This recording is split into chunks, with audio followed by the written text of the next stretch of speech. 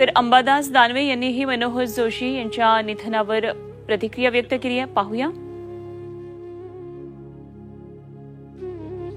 मोठं कोणतं होतं ते मनोहर जोशी सरांचं निश्चित होतंच.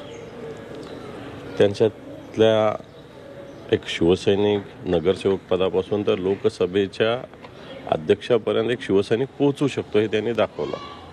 नुसतं दाखवलं तर त्या जबाबदाऱ्या त्यांनी योग्यरित्या पार पाडल्या.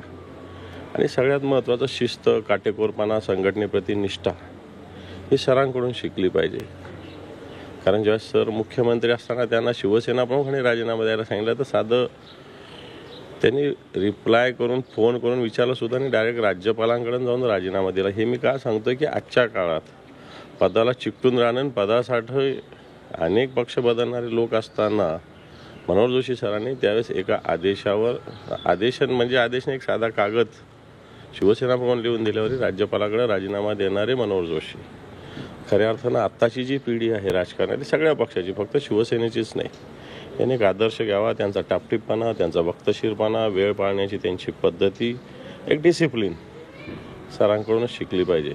मला वाटतं एक शिवसेनेचं महाराष्ट्राचं मोठं नुकसान झालेलं आहे. त्यांची जशी मुख्यमंत्री म्हणून कारकीर्द गाजली तसं ते लोकसभेचे अध्यक्ष म्हणून सुद्धा त्यांनी सर्वोत्तम काम केलं होतं. केलं आहे. या एक महाराष्ट्राचा एक मराठी बाणा त्यांनी लोकसभेचं अध्यक्ष असताना लोकसभेत आणि दिल्लीमध्ये दाखवून दिला. मग छत्रपती शिवरायांचा पुतळा असेल, सावरकरांचा तैलचित्र असेल, अनेक गोष्टी त्यांनी त्या काळात त्यांच्या पुढाकारानं त्या काळात झालेल्या.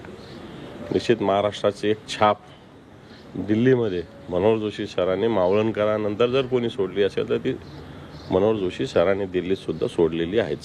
सर, तुमच्या राज्याने शिवसैनिकांनी त्यांचा वक्तशीरपणा, टापटीपणा, संघटनेप्रती डेडिकेशन ज्याला म्हणता येईल, शिस्त ही सरांकडूनच शिकली पाहिजे.